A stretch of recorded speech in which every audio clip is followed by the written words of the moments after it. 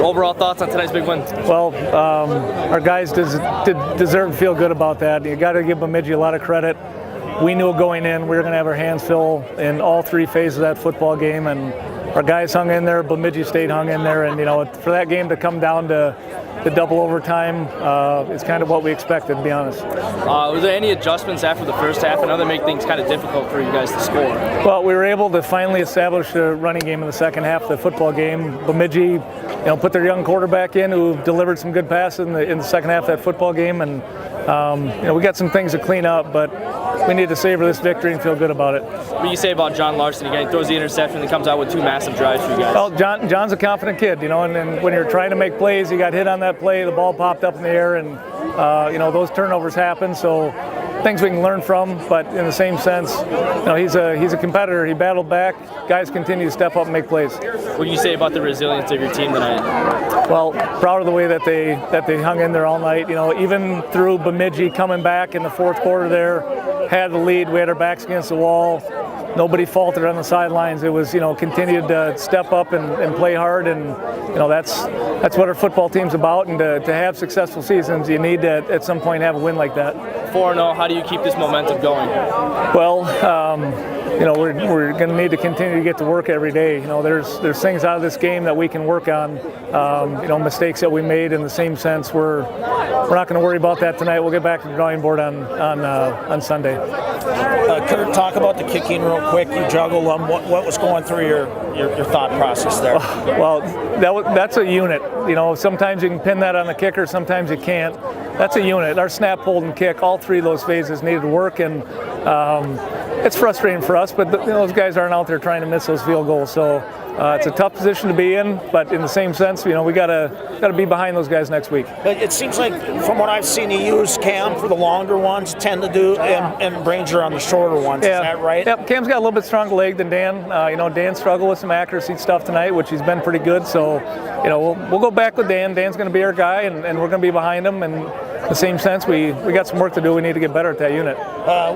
Just another chapter in Bemidji, and there, just a little snake bit against you guys. Well, snake bit. It is what it is. That's a good football team. We knew Bemidji, the team. They're a blue-collar football team. They play hard. They play to the whistle.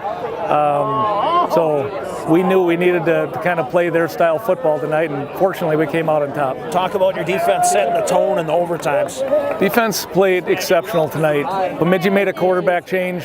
They made some adjustments in the run game. I think Coach Steger and our staff did a good job. We had our hands full with all the adjustments that those guys made. But for those guys to come up 2 stops in overtime and 4th and 17 to get the quarterback down in overtime, what a fun way to win the game. When did they go to Ogden exclusively, kind of? They went to Ogden at the end of the first half, and so we didn't know whether or not that was going to be a permanent thing or not. But he's a good football player. He's young, but he didn't play like a freshman tonight.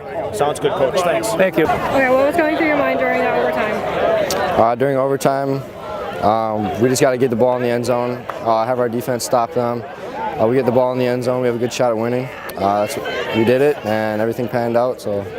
What was really working for you today at 2 touchdowns? Really, everything I was working was the line, all my blockers. I was just following blocks.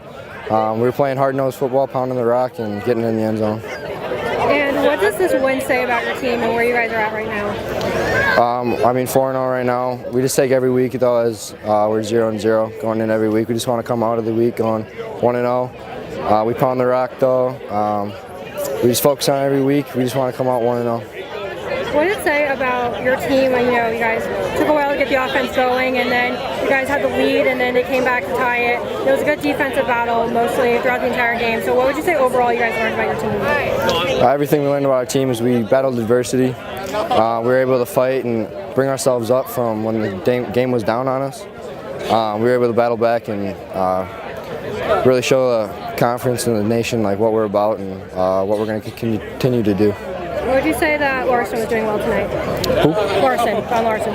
He was really leading us. He was in the huddle, calming us down. He was making the right calls.